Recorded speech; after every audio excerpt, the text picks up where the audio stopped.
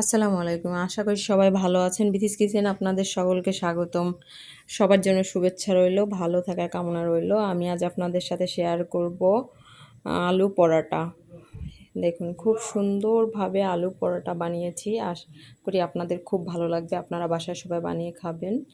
আমি যে একটা একটা করে ভেজে নিয়েছি। আমার ভিডিওগুলো ভালো লাগলে আপনারা সাবস্ক্রাইব করবেন। এখানে আমি আলুগুলোকে সেদ্ধ করে নিয়েছি। দেখুন সেদ্ধ হয়ে গেছে। একটা বাটি নিয়েছি, বাটিতে 3 কাপ পরিমাণে আমি ময়দা নিয়েছি, আপনার আটাও নিতে পারেন। আমি 1 চামচ পরিমাণে লবণ দিয়েছি, এখানে 1.5 চামচ পরিমাণে ঘি দিয়ে নিয়েছি। ঘি দিয়ে আমি এটাকে একটু মাখিয়ে নিচ্ছি, ভালোভাবে এটাকে মাখিয়ে নিচ্ছি। এবার পানি দেব, অল্প অল্প করে পানি দিয়ে আমি একটা ডো তৈরি করে নেব। যে আমি একটা ডো তৈরি করে নিয়েছি ভালোভাবে মাখিয়ে, এবং এটা একটু নরম হতে হবে, বেশিও নরম নয়, হালকা পরিমাণ যতটুকু নরম। এবার আমি এটা একটা ঢাকনা দিয়ে ঢেকে রাখবো। আলুগুলোকে আমি এখন খোসা ছাড়িয়ে ছাড়িয়ে নিয়েছি। এবার ভালোভাবে মেখে নিব। আলুগুলোকে মেখে আমি এখন এক এক করে আলুর ভিতরে আমি পেস্ট কুচি করে রেখেছি, পেস্ট দিয়ে দিলাম। 2টা বড় বড় পেস্ট কুচি করে রেখেছি, এটা দিয়ে দিচ্ছি। আদা কুচি করে রেখেছি, 2 টেবিল চামচ আদা কুচি দিয়ে দিচ্ছি। এবার কাঁচামরিচ দিয়ে দিচ্ছি 2 টেবিল চামচ। এখানে 1 চামচ পরিমাণে জিরা এবং ধনিয়ার গুঁড়া করে রেখেছি ভেজে, সেটাকে দিয়ে দিচ্ছি এর ভিতরে। এবার আমি এটাকে বিট লবণ দিব 1 চামচ, 1 চামচ পরিমাণে বিট লবণ দিব। এটা মাখানোর পর আমি একটু সাদা লবণও দিয়ে দেব, অল্প পরিমাণে সাদা লবণ দিয়ে দেব।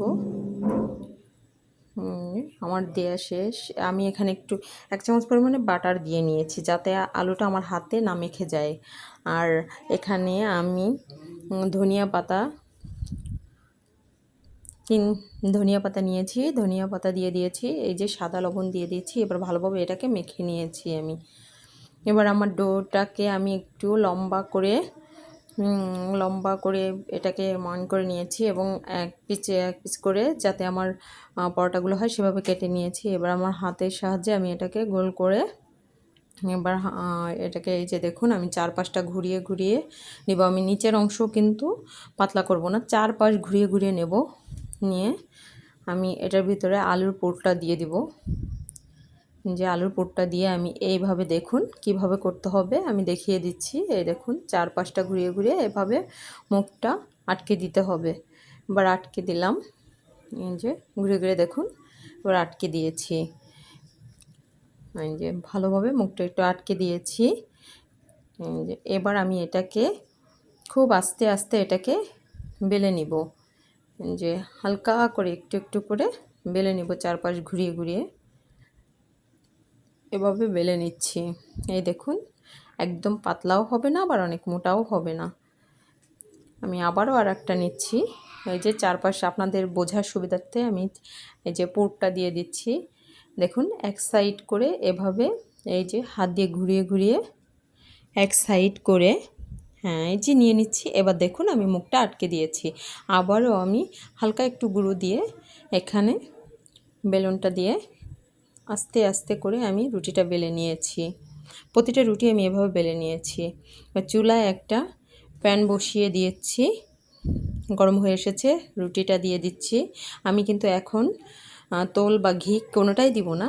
এক পাশ করে একটু ভেজে লালচে করে নেব। নেওয়ার পরে আমি 1 চামচ ঘি দিয়ে দিচ্ছি, আপনারা চাইলে তেলও দিতে পারেন। আমি এক পাশে একটু ঘি দিয়ে নিচ্ছি 1 চামচ পরিমাণে। এবার এটাকে ভালোভাবে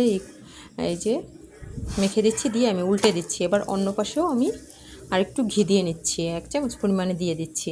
আপনারা চাইলে তেল দিয়ে ভাজতে পারেন, কোনো সমস্যা নেই, যেটা সুবিধা। ডুবো তেলে ভাজতে হবে এমন কোনো কথা নেই, এখানে অল্প পরিমাণে তেল দিয়ে ভেজে নিতে হবে। এটা খুবই পুষ্টিকর খাবার বাচ্চাদের জন্য, বাচ্চারা মনে করেন খাবার সবজি জাতীয় খাবার খেতে চায় না, এভাবে আলু পরোটা করে খাওয়াতে পারেন। দেখুন এভাবে নিয়ে নিয়েছি। এভাবে এক এক করে আমি প্রতিটা রুটি এভাবে ভেজে নিচ্ছি। আমার ভিডিওটি ভালো লাগলে আপনারা আমাকে সাবস্ক্রাইব করবেন, আমার চ্যানেলটির সাথে থাকবেন। আমি আপনাদের জন্য নতুন নতুন ভিডিও দেওয়ার চেষ্টা করব। এই যে এক এক করে আমি পরোটাগুলো ভেজে নিয়েছি। দেখুন তুলে নিচ্ছি, এক এক করে আমি ভেজে এই যে তুলে নিয়েছি। দেখুন আমার পরোটাগুলো কত সুন্দর কালার এসেছে। এতে কিন্তু তেমন আমার তোলে খরচ হয় নাই। দেখুন কতটা সুন্দর। আপনি বিকেলে বলেন বা বাসায় গেস্ট আসলে আপনি এভাবে তাদেরকে তৈরি করে খাওয়াতে পারেন। আশা করি সবার পছন্দ হবে, ভালো লাগবে। আমার ভিডিওটি ভালো লাগলে আপনারা আমার চ্যানেলটিকে সাবস্ক্রাইব করবেন এবং আমার সাথে থাকবেন নতুন ভিডিওগুলো দেখার জন্য। আসসালামু আলাইকুম। সবাই ভালো থাকবেন, সবাইকে ধন্যবাদ।